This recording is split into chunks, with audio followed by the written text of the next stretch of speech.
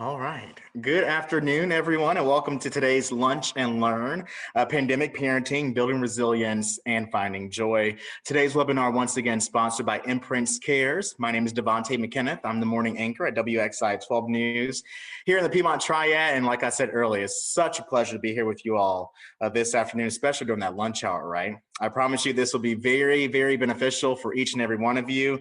If you're at home or in the office this afternoon and you have a question for any of the doctors involved, feel free to leave that in the Q&A portion of this feature, and we'll try to get those throughout the conversation as well.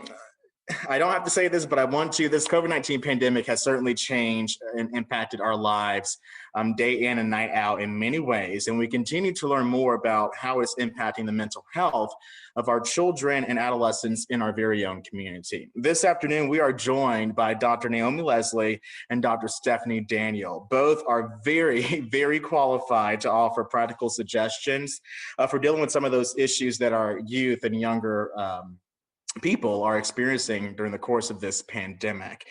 Dr. Naomi Leslie is a board-certified child and adolescent psychiatrist. Her official titles, plural with an S, titles are Assistant Professor of Psychiatry and Program Director for Child and Adolescent Psychiatry Fellowship at Wake Forest Baptist Health, as well as the Medical Director at Cross North School and Children's Home.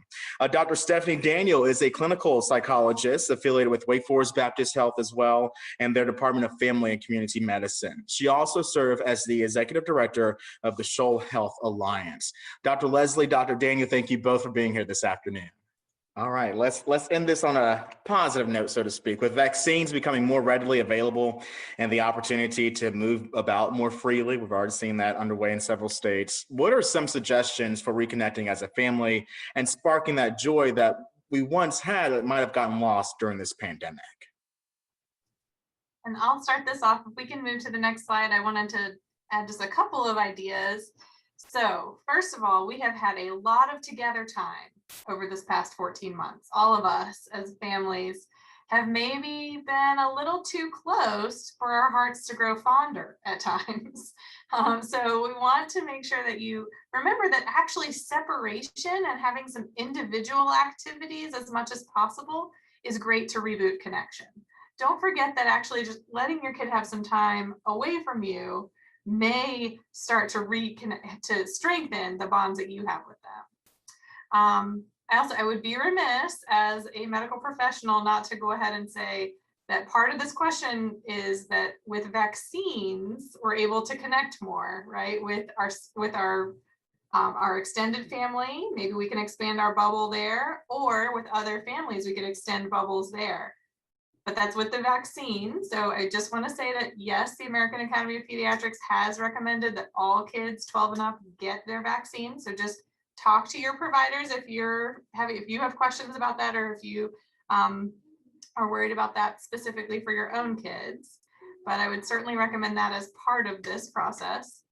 And then if you're doing stuff together, and especially if you've got younger kids who you're not just sending off on a play date, giving kids a part in the planning, like part of learning or living in the fantasy of the post-COVID world again, right? What can we do as a family? What things are we going to be able to do? What's on our wish list? So I put a picture on this slide of a family fun jar where people can contribute their own ideas, and each, one idea gets picked per week. Obviously, these need to be within reason. You can't just go to Disney World every week if that's what your 6-year-old wants to do. But things like playing a board game together, playing freeze tag that might not be on the adult wish list, but might be really fun for the kid, should go in the jar so that you can spark individuals' joy within the household and within the family.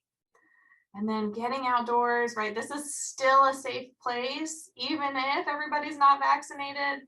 And particularly, I chose some pictures of kids who are too young, right? They're still not 12 to be able to be vaccinated, but outdoor play and outdoor activities together with the nice weather is definitely a way to rekindle some joy.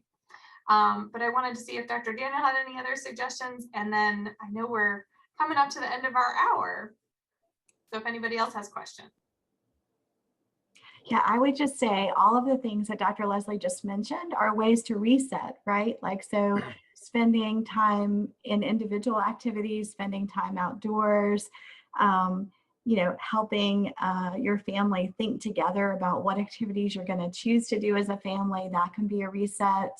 So I just want to tie that back into this notion that we've talked about today in terms of resetting and staying within your zone. Well, thank you both so much for your time this afternoon. And thank you all our participants for coming in to our webinar on this Tuesday. We will be sending out more information about the programs that Imprints Cares offers to all the recipients or participants rather. That will be sent out sometime today, I believe. And you can also always find much more information at imprintscares.org. Dr. Stephanie Daniel, Dr. Naomi Leslie, thank you so much again.